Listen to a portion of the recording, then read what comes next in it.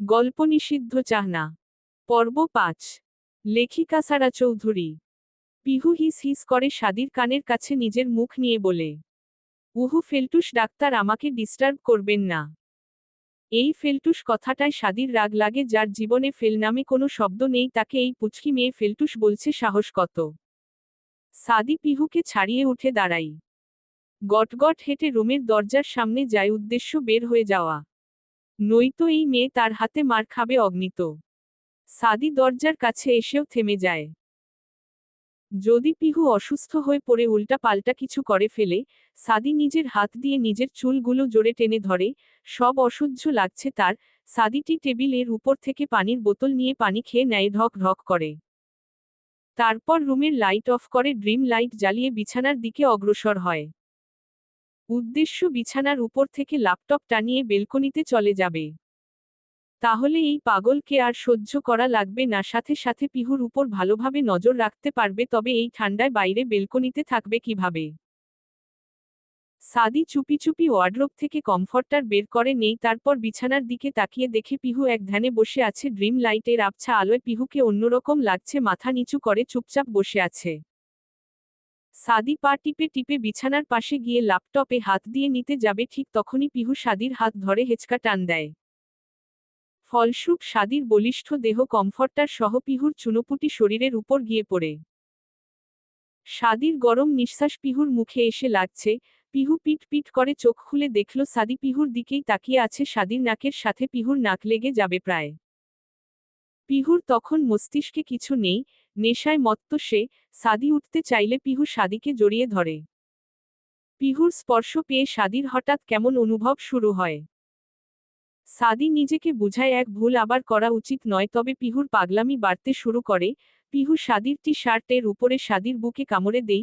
সাদি ঠোঁট কামড়ে সহ্য করে নেই। সাদি নিজের কন্ট্রোল হারাচ্ছে, শেষ অবধি না পেরে বিছানার কর্নারে আসে। তারপর পিহুর মুখ নিজের এক হাতের আজলায় নিয়ে আসে আর এক হাতের ভর দিয়ে উঁচু হয়। পিহু সাদির দিকে নেশালো দৃষ্টিতে চেয়ে আছে, যেন সাদির কোনো চকলেট, আর সেটা পিহুর জন্যই। সাদির নিজের ওঘর লেগে যাচ্ছে।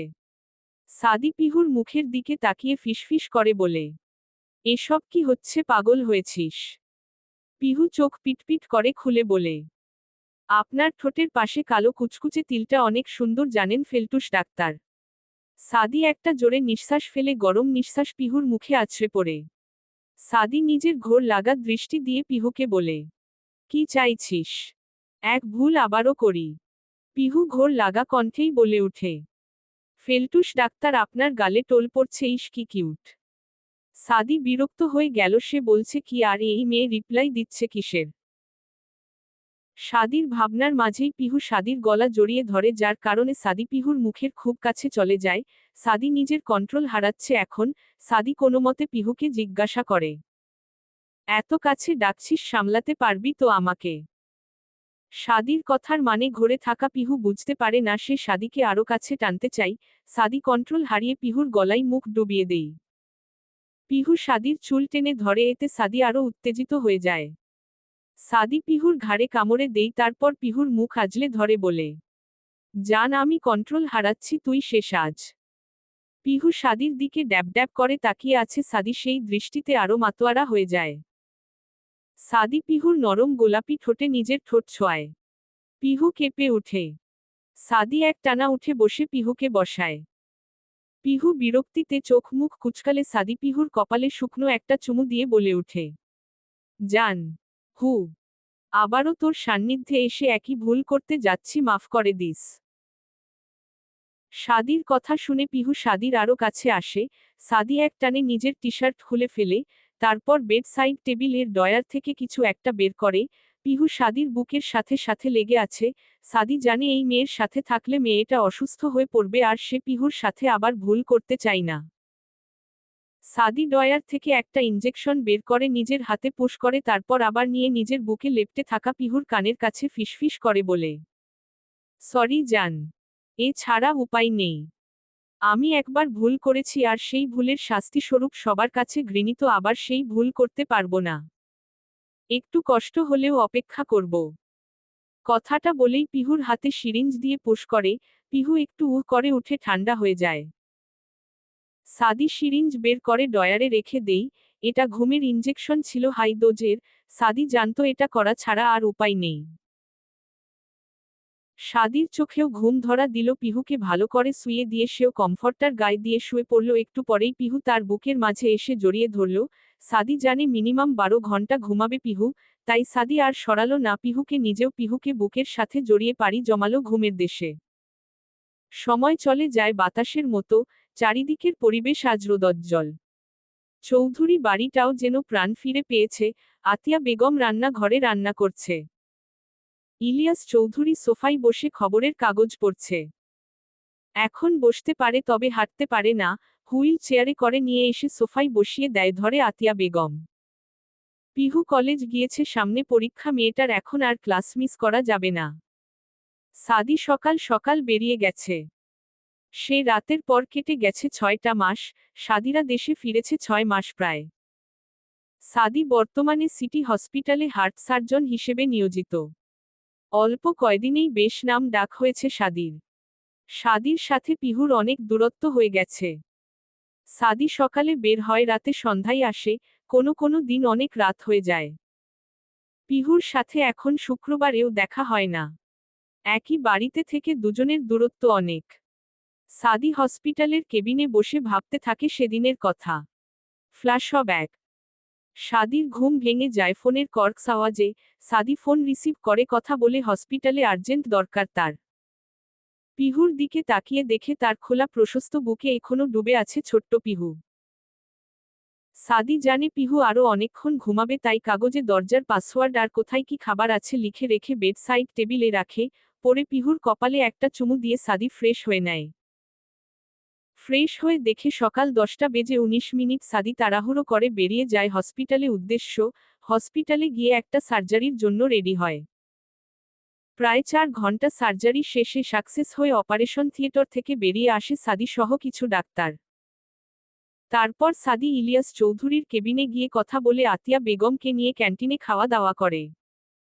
আতিয়া বেগমকে আবার কেবিনে দিয়ে সাদি চলে যায় নিজের কেবিনে। এভাবে কেটে যায় 3 দিন। আজ সন্ধ্যায় সাদিরা চলে যাবে দেশে। পিহুর সে কি আনন্দ!